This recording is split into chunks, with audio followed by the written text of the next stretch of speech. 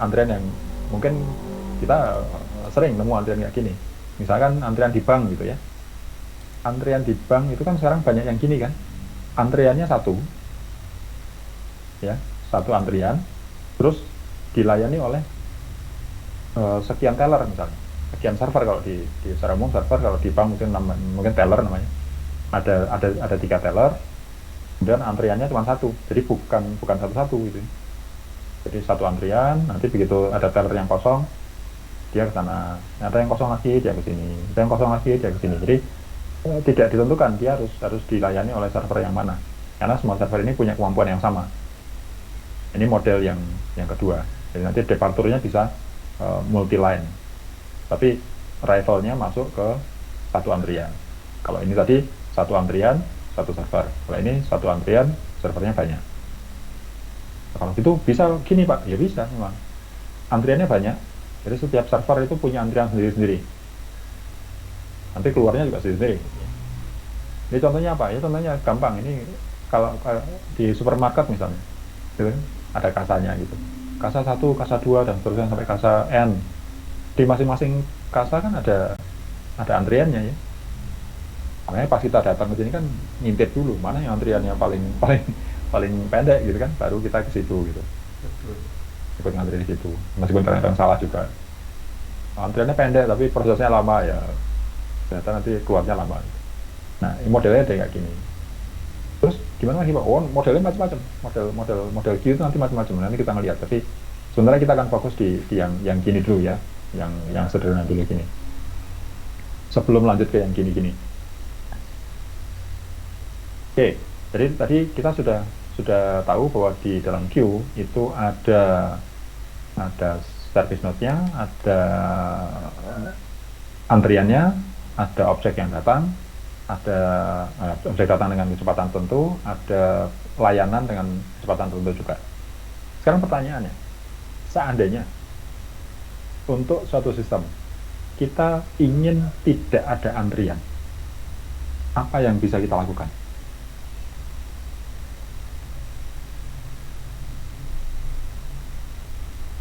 Apa Resti? Tidak. Punya ide nggak?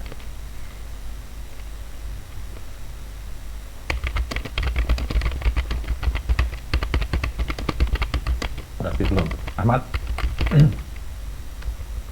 Ahmad punya ide?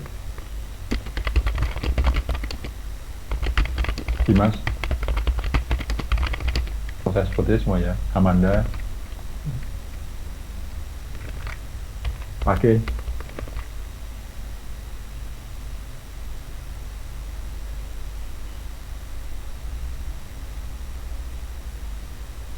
Kemampuan Halo? routernya harus cepet banget, Pak. Memperbanyak node. Gimana? Halo, Dadan, gimana? Kemampuan routernya harus cepet banget, Pak. Oh, oke. Kemampuan untuk apa namanya membaca paket dan Oh, ya itu paket header lah. ya, Paket header ya kan, habis itu diambil apa datanya, nanti langsung ya, menurut saya itu, Pak. oke. Jadi, secara umum, Dadan mengusulkan agar eh, service node-nya ini, servernya ini, ditingkatkan kecepatannya ya, Iya, atau variabel mu-nya ini diperbesar, kecepatan service rate-nya ditingkatkan gitu ya. Kalau kalau ini iya, mbak ini dia harus lebih cepat gitu melayaninya. Satu tiket gitu, satu Pak. detik misalnya gitu ya. Oke. Iya, Ya, betul, gitu, Pak. betul, betul. Jadi kita bisa meningkatkan service node, bisa meningkatkan kemampuan dari service node-nya. Itu akan mengurangi antrian. Eh, jadi kalau mu-nya ini, variabel mu-nya, kecepatan kecepatan pelayanannya itu lebih tinggi daripada kecepatan orang datang. Itu kan berarti nggak ada antrian ya. Misalnya lambdanya itu satu satu orang per menit. Jadi ada orang datang ke dalam sini mau beli tiket tuh satu orang setiap menit gitu. Nah, kalau si Mbak ini punya kecepatan 1 detik per tiket atau 1 detik per orang gitu, maka setiap kali ada orang datang dilayani 1 detik langsung selesai, langsung bisa masuk nonton gitu ya. Nah, si mbaknya nunggu, baru 1 menit lagi baru datang orang lain, dilayani 1 detik. Berarti kan nggak akan pernah ada antrian ya. Maksud Danan gitu Iya, ya. betul. Nah, betul, Iya, betul. Nah, jadi kalau nggak ingin ada antrian, maka mu-nya digedein, lebih besar daripada lambda. Ya, betul. Nah, terus yang kedua tadi Rocky, usulnya apa lagi? Menambah node, Pak. Menambah node. Jadi kayak gini ya, ditambah gini ya, Iya. rivalnya tetap, tapi eh, apa servernya ditambah gitu. Ya, Iya, sama Pak. kan sama dengan di bank itu ya.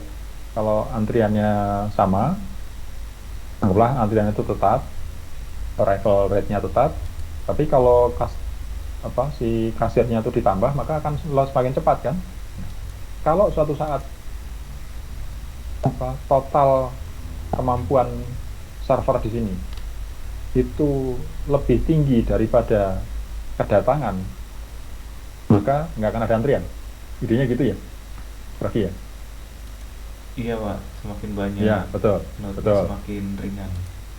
Ya, nah itu kan sudah kejadian kalau di bank itu ya, begitu antriannya panjang kan, buka buka kasa baru kan. Demikian juga kalau di supermarket gitu, begitu orang yang belanja banyak, si supervisornya akan buka kasa baru gitu. Tapi kalau pas pagi-pagi gitu orang baru baru sedikit yang belanja, mungkin yang buka cuma 1 atau 2 kasir kan gitu ya.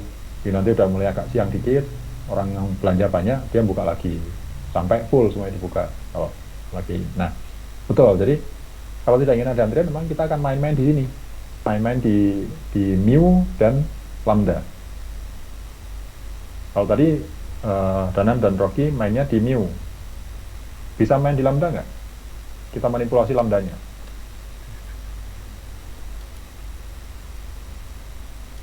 Ya bisa. Idenya kan orang yang datang jangan banyak-banyak gitu. Jangan jangan jangan terlalu cepat masuknya gitu ya, orang ya bisa juga. Nah, ini kan kejadian seperti kalau di registrasi setiap semester itu. Kan kalau nggak salah sekarang kan diatur ya, mahasiswa angkatan sekian di tanggal berapa, angkatan sekian tanggal yang lain lagi gitu kan ya. Nah, itu sebetulnya salah satu upaya untuk mengatur lambda. Kebayang nggak seandainya dibebaskan, semua mahasiswa itu boleh registrasi kapanpun dia mau. Dugaan saya itu pasti semuanya akan deadliners di hari terakhir, jam terakhir itu semuanya ngumpul di situ. Nah, pada saat semuanya ngumpul di satu waktu yang sama, maka lambdanya akan luar biasa besar. Ya, objek yang harus dilayani itu akan datang dengan kecepatan yang sangat besar.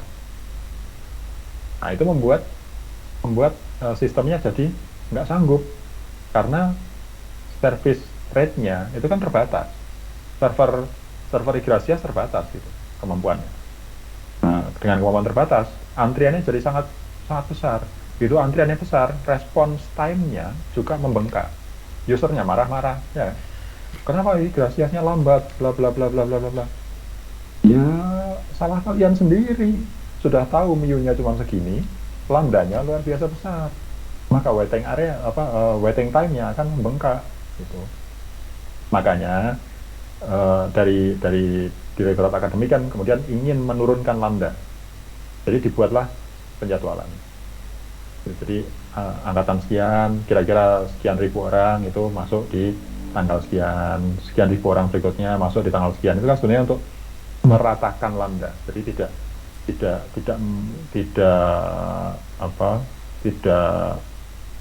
memuncak hanya di waktu yang sangat singkat gitu.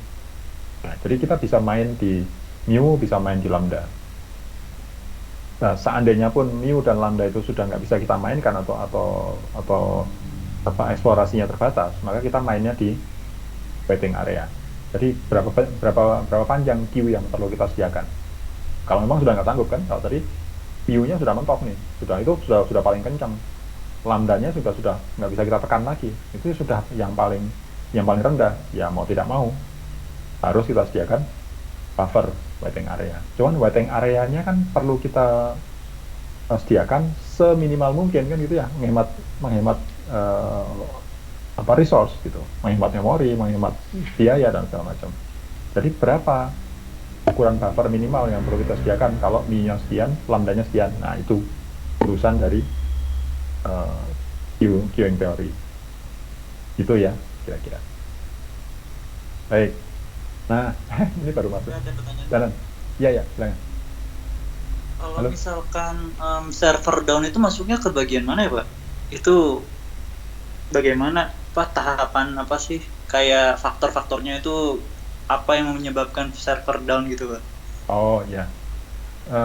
Server down itu kan kalau kita lihat, kalau kita zoom gitu, problemnya kan banyak ya. Kemungkinan dia bisa down itu macam-macam, banyak gitu. Apakah memang secara fisik dia bermasalah, mungkin ada ini kan maksudnya komputer fisiknya bermasalah, atau tadi ada jaringan yang bermasalah, dan power dan segala macam masalah. Kalau secara fisik ya sudah, itu urusan fisik. Nah, ada down yang mungkin disebabkan secara logik gitu, kayak tadi downnya itu kan bisa down karena memang dia overload overload beban gitu. Sehingga sebetulnya dia masih kerja, tapi kerjanya itu output kerjaannya jadi sangat lambat. Bisa jadi kayak gitu karena resource-nya habis. Makanya kan ada, kalau kita sempat tahu di security jaringan kan ada yang serangan namanya denial service ya, distributed denial service dan seterusnya. Itu kan kita membuat servernya menjadi sangat sibuk sehingga responnya jadi sangat lambat. Nah, kejadian yang serupa itu juga mungkin muncul bahkan pada operasi normal, bukan karena diserang gitu. Karena request-nya itu sangat banyak dan itu membuat servernya menjadi sangat sibuk dan resource yang tersedia nggak cukup gitu. Sehingga dia hanya bisa melayani dengan kecepatan yang sangat-sangat lambat, dan itu dianggap oleh usernya, wah ini servernya down ini, kayak gitu kan ya, kira-kira ya dananya. Seringkali kan yang kejadian gitu. Iya, Pak. Ya, itu salah satu ini ya, salah satu kemungkinan user menganggap server itu down. Ya. Begini, Pak, kalau Ya. misalkan request-nya terlalu banyak berarti di dalam router dong, Pak, bukan di server dong, Pak. Begitu bukan sih, Pak?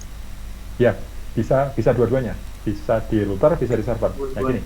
Nah, kalau di router itu kan sebenarnya router tidak memproses konten ya. Router itu kan tugasnya adalah memforward. Jadi processing di router itu kan sebenarnya sederhana. Dia hanya pengen tahu kalau ada paket masuk lewat port nomor sekian, tujuannya komputer X gitu, itu harus dikeluarkan lewat port yang mana gitu aja kan. Itu kerjaan router kan hanya itu ya. Oh iya. Nah, Tergantung router server ya berarti. Habis Iya. di forward, nah proses dari server itu sendiri. betul. Nah, di router memang mungkin ada delay karena kejadian-kejadian yang tadi, nodal processing. Tetapi kalau yang tadi, yang urusan dengan request yang sangat banyak, itu kan di ujung sini, di ujung servernya ya. Servernya itu sudah nggak sanggup gitu menangani request yang sangat banyak gitu. Karena ya tadi, servernya mungkin punya resource yang terbatas gitu. Makanya seringkali kan ada anekdot gitu. Oh ini komputer spek PC tapi dijadikan server, kalau down ya pantas gitu kan ya. Iya. Gitu. Jadi kalau untuk layanan yang serius gitu ya memang servernya juga harus serius, karena kita nanti mungkin akan berhadapan dengan request yang sangat banyak dan kompleks gitu. Kalau requestnya, kalau misalkan routernya dengan kecepatan tercepat, berarti servernya juga harus menggunakan kecepatan yang cepat ya, Pak? betul. Jadi Iya. Jadi ada aspek kemampuan jaringan, ada aspek kecepatan server gitu. Sehingga sekarang kan trennya server itu tidak dimiliki sendiri dalam bentuk komputer ya. Sekarang kan trennya jadi cloud gitu. Jadi server dalam tanda kutip, server itu sekarang cloud gitu, artinya di cloud, di mana nggak tahu gitu. Dan asumsi kita kita nyewa cloud itu kan kita nyewa kemampuan dan nyewa nyewa apa, nyewa resource. Jadi kita tinggal tinggal bilang ke penyedia cloudnya, saya mau nyewa virtual machine dengan kemampuan segini, bayarnya segitu. Kalau naik ya bayarnya naik lagi. Jadi scalable kan ya. Kalau kita bayar segitu ternyata masih kurang ya naikin lagi, naikin paketnya gitu kan. Idenya kan gitu sekarang ya. Gitu. Nah, si penyedia cloudnya itu kan pasti sudah punya server farm gitu, Amazon, Google, apalah gitu. Mereka ngomongnya sudah server farm gitu, sudah apa, data center kan ngomongnya gitu. Nah itu kan kemampuan kemampuan processing dan resource-nya cukup besar lah. Dan sekarang kalau kita lihat layanan internet, layanan yang disediakan di internet itu kan,